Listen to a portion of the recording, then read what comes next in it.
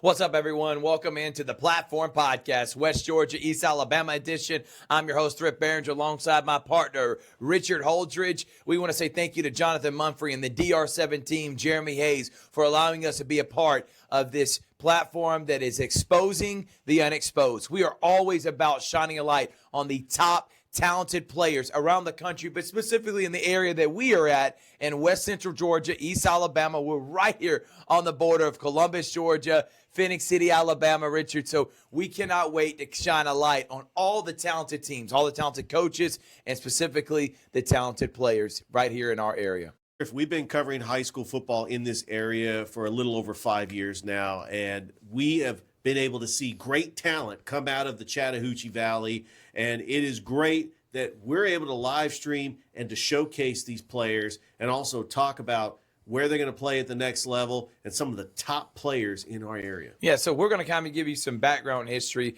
We have been doing in our area a thing called Georgia Alabama Sports Live. It's a company that I started with Big Rich over 4 years ago, in which we live stream all the different sporting events, from volleyball to softball to baseball to flag football to soccer, the wrestling, football, basketball, you name it. We do it for over 15 different high schools in West Georgia, East Alabama, and we do that on a consistent basis. We plan on having over 700 games broadcasted this year alone, Richard. So we know all about talent. We know about the top talent in this area. We see it across both states, but specifically where we're located, right here on the border, the Tri-City areas. And so we are super excited to bring what we do on Georgia Alabama Sports Live right here to the DR7 family and the Platform Podcast, which I think is an amazing idea to really help kids that maybe don't get talked about near as much, that want an opportunity to play at the next level. As a guy that played college basketball and knowing how hard it was to be recruited,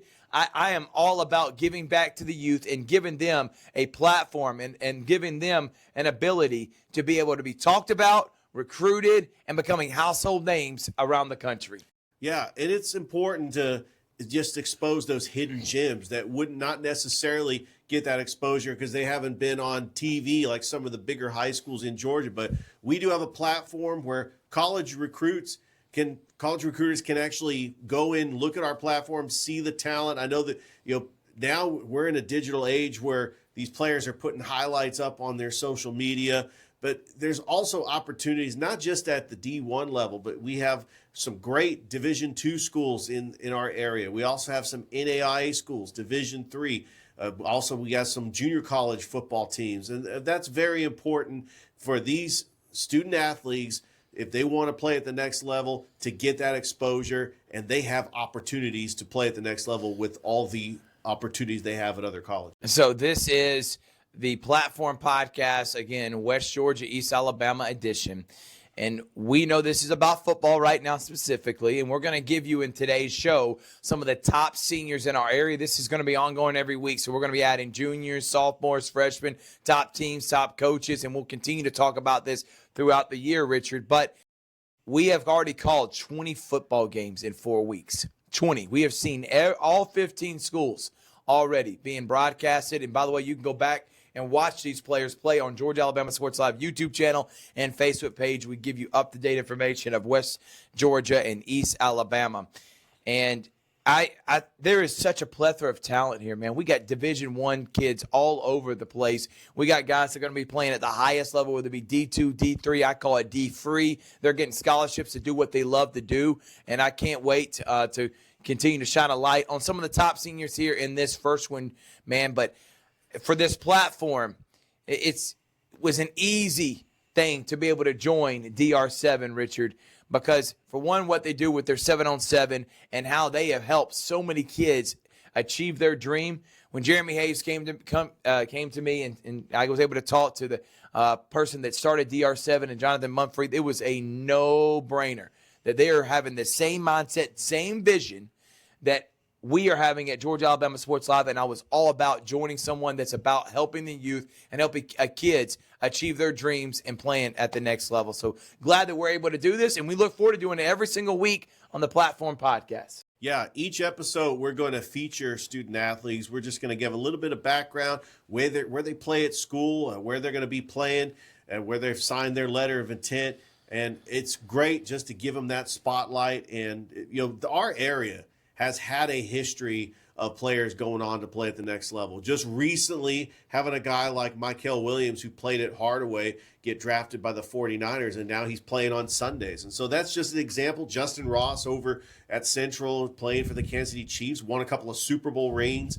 I mean, you got Tank Bigsby, who just got traded to the Philadelphia Eagles. He played at Callaway. I mean, a lot of great players not only played on Saturdays, but are playing on Sundays as well. That's a great point. There is a lot of history within this area, and that's where we're going to kind of get started before we're going to get into the top seniors. But we got programs like Central, who's a 7A powerhouse in Alabama. They've played in multiple state championships. They got Patrick Nix, a former Auburn player, as their coach. They've had guys that play in the NFL, guys that are still doing great things, like Cam Coleman is one of the top sophomores in the entire country right now. Yes. Great program. Then on the Georgia side, that's in Alabama, Phoenix City. On the Georgia side, the Carver Tigers just won a state championship again last year. They got guys like Jarvis Jones, Isaiah Crowell, DJ Jones, the same Jasper Sanks. There has been so many high-level players come out of Carver that went on. Gabe Wright is one of the names. Creedle has been a great name. Yeah. Crowell, Cam Crowell. Puma Pass. We have had a ton of great talented players within this area that have gone on to do amazing things from Carver. Those are just some of the historic programs. We got, private schools in this area that have won championships. Pacelli just won it a couple years ago. Brookstone has Max Strong playing the NFL. Yes. We have a ton of talent is basically what we're getting into, man. And we can't wait to shine a light. There's a lot of and again, I know when you think Georgia, you think more of Atlanta. But Columbus is the second biggest town in Georgia. And there is a plethora of talent within here. And the same thing for Alabama. I don't think Phoenix City's the second biggest city, but we combine them with Columbus. That's why we call it the Tri-City area.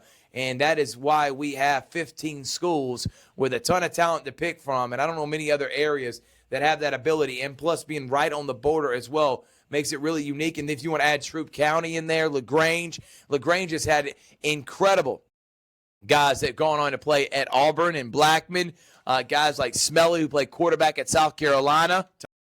Tyrone Poole. You talked about Tank Bisbee over at who played for Troup County as well. Troup County. Teo Todd, who plays at Georgia Southern right now. Jamari Thrash, Kobe Hudson. Come on, man. Playing in the NFL. I mean, I think we pretty much oversold that this. We've oversold. We're in a hotbed right now, and trust me, we do a awards luncheon at the end of every football season called the Sports Vision Awards Luncheon. DJ Jones, who played in the NFL, played at Georgia, came up with this idea 20 years ago. And he includes Auburn High School, who has Omar Mapson right now playing at Auburn as a high-level running back. Opelika.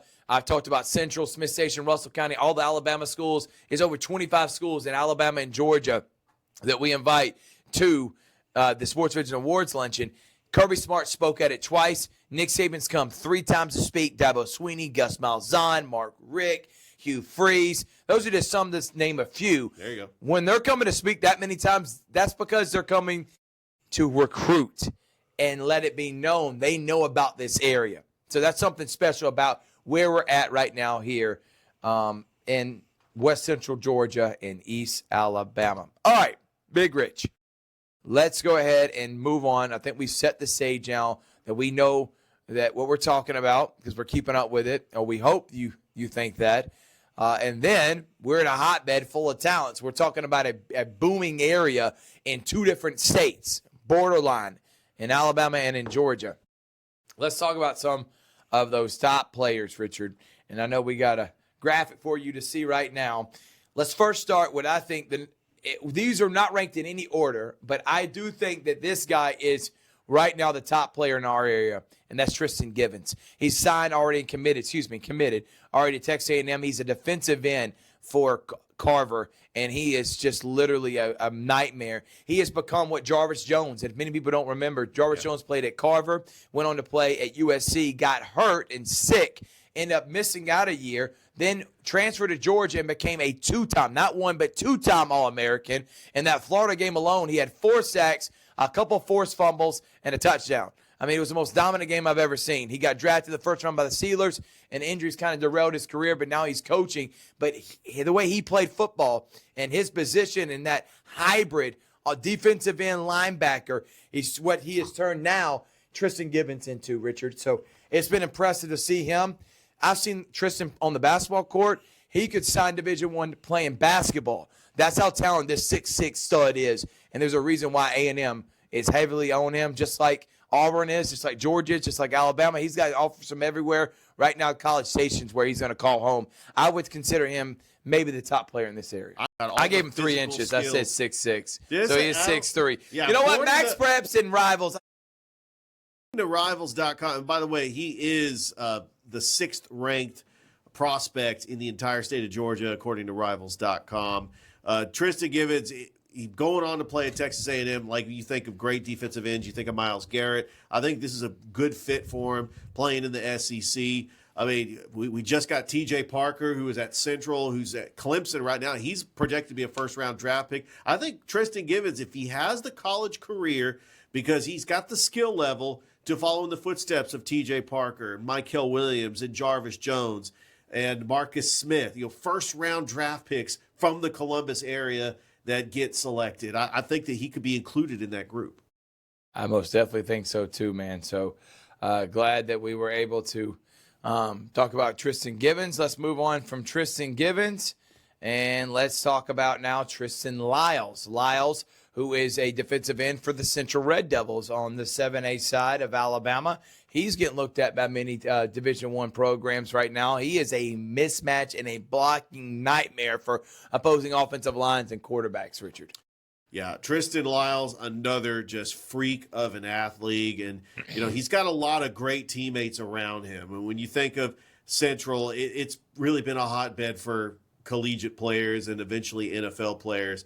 But Tristan Lyles, he likes to get to the quarterback. He's got that bull rush. I mean, he could be a run stopper as well. But this guy, by the way, I'm looking at, he's ranked 41st, according to Rivals.com, in the state of Alabama. He is not committed anywhere. It does say right here he's kind of choosing between Auburn and Georgia Tech. Wherever he goes, I mean, he is going to make an impact right away. And I think that Tristan Lyles, a great athlete. He's a little undersized, but that maybe he could play linebacker in college, because I think that he's got all the traits to rush the quarterback, but he can also pass protect and break up passes, and he can just swarm all over the field, and he's got high IQ as well. I like seeing Tristan Lyles and what he's doing at Central, and hopefully he'll pick a college, and we'll get to see him play on Saturdays. All right, from Tristan Lyles to Parker Pritchett, back to Carver. He's one of the top offensive linemen we have in our area.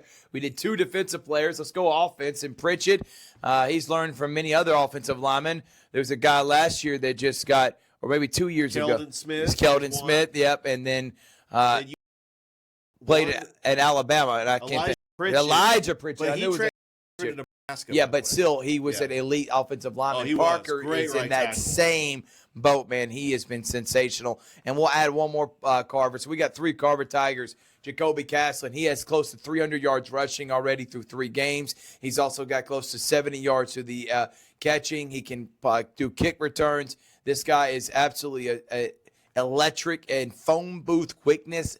About as fast, and he has lingerie across the field when he's making his moves. They are nasty. Castlin and Pritchett, 2 of the top players from Carver. Yeah, and by the way, there's also Antavius Watts, who's also on the list. Getting recruited by Mississippi State, and he's part of the Watts family that's already got a player at Louisville. He's got a player at Bethune-Cookman. These Watts kids are all over. They got 4 kids already in Division I, and Antavius is probably going to be another one. Yeah, if you look at Rivals.com, Carver is absolutely loaded with talent that's going to play on Saturdays. And you look at Jacoby Castlin, he's sharing the backfield with Kelson Tarver. You got 2 senior running backs, and then you have a freshman. I mean, we're not even talking about the freshmen. I mean, the future is bright for Carver, but the seniors they have has been absolutely incredible. How about KJ Miles?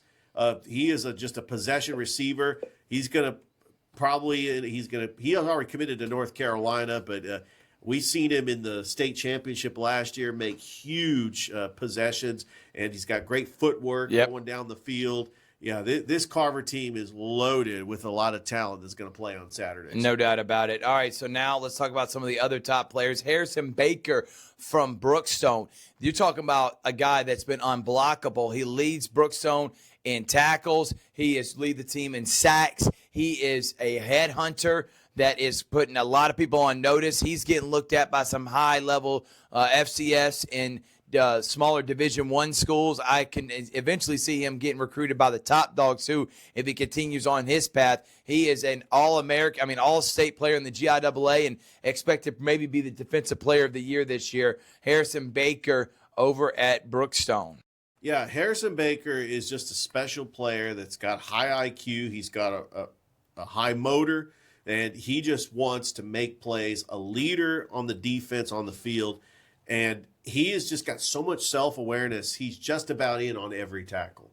When you have like a Mike linebacker that is the leader of the defense, kind of reminds me of Brian Urlacher when he played for the Bears. Somebody like, if he was not in the lineup, the defense could possibly fall apart, because that's how important a player like Harrison Baker is. And I think that wherever he goes, whether it's going to be D1 or D2, I think that Harrison Baker is going to have success, and he's going to be proven. Go ahead and say that he's too small to play at D1, because he could prove everybody and the doubters wrong, because he has so much heart, and he's able to just lay it out on the field, and just a tremendous athlete and a great player. All right, and the last three are three quarterbacks from this area. We'll first start with Bryson Riggins. Now, if you're thinking typical quarterback size and stature, he doesn't have that. He does lack the size and the stature, but what he makes it up with is his quickness, his ability to process better than almost any quarterback I've seen this year. His arm is immaculate. He has the perfect passes that are on point. He's got a really strong arm that can throw at the distance, and he has 40 touchdown passes last year. Through 3 games this year, 9. So this guy is on pace to match what he did last year, and he's at a program that was morbid at Russell County. They were terrible before he got there. Last year, they won 9 games. There's a first winning season since 1999, when they went 9-3 that year. He started off his senior year with a bang, too, and they're undefeated. So Bryson Riggins, another one, Garrison Edwards, and then Blake Harrington, 2 guys that are in the Troup County area. Troup County's Garrison Edwards, Dr. Marcus Edwards' son. This guy, oh, wow. It's like Coach Tanner Glisson goes from Teo Todd to Garrison Edwards, and then Blake Harrington over at Callaway had a couple losses already to his name, but he's played against a 7A Opelika and then Prince Avenue in the first week of the season. This Callaway team's still going to be a deep run. I really believe in them. But Garrison Edwards, Blake Harrington, I can't wait to see them two maybe face off one day. Yeah, I want to start with Garrison Edwards, because he is a tremendous athlete. He won a baseball championship with Troup County. He looks like he's just a mirror image of Teo Todd. He does everything that Teo Todd did when he was the quarterback at Troup County a couple of years ago. Garrison Edwards is also a Murray State commit. So he's going to be playing at the FCS level. So good luck to him. It seems like Coach Tanner Glisson has got players that's just going to play on Saturdays. I mean, that's what he is able to do. Tremendous athletes. Ryan Bliss, if he didn't choose baseball, he might be playing in the NFL. I mean, so I think that Garrison Edwards is on that trajectory to get to play college football and possibly play in the NFL. I think that's a great point, man. So those are the top players, top seniors. We'll have other juniors and top freshmen and sophomores. We got a bunch of them, I promise you that, around this area. Some of the top teams, Brookstone and the GIAA, they look like a team that could win a state championship. Broughton Branch is a junior quarterback that is going to be looked at by Division I schools at 6'2". He can sling it across the field. Russell County's undefeated. Carver is the prohibitive favorite in 2A in Georgia. They really would be the favorite in 3A and 4A, and I think in 5A and 6A, the 2 top classifications in Georgia, that team could probably compete for a state championship. That's how talented they are. Central 7A, it's year in and year out. They make the state championship. They've made it, 4 years in a row now? Big Richard, they made it last year and lost to Thompson. The year before that, they won it all. It's The year before that, Auburn. and then Auburn made it. They didn't make it that year, but they have made it to a lot of them, and they got 2 rings already. One of them with Patrick Nix. I can see them with Cam Coleman's brother, Bobby Coleman, as a guy that could help lead them to a championship. Glenwood is a good team in 3A. They're on the rise as well. Those are some of the top teams that we got in our area. Yeah, it's a great list. The future looks bright for the class of 2027. Just to making sure just to get on rivals.com just to see like where they're at. And like when we expose these athletes, sometimes another star gets added onto them. We may have 2-star, 1-star athletes or even possible walk-ons that end up getting exposure. And then these college scouts say, this player could play at the next level. And I think that these 7-on-7 camps really help, like with your footwork and your fundamentals, but it also gives you that exposure, not only playing high school football 11-on-11 in pads, but also 7-on-7, just going to different camps and just learning the traits of playing the positions that you get recruited at is very important for these players. No doubt about it, man. So thank y'all again for tuning in. We'll be here every single week. It's the Platform Podcast. It's Exposing the Unexposed, West Georgia, East Alabama edition. We cannot wait for DR7, 7-on-7 to come up later on in the spring, but we're glad that we get to shine a light on all the top talented players from around our area. Thank you to Big Rich. I'm Thrift Behringer. We'll see you next time on the Platform Podcast.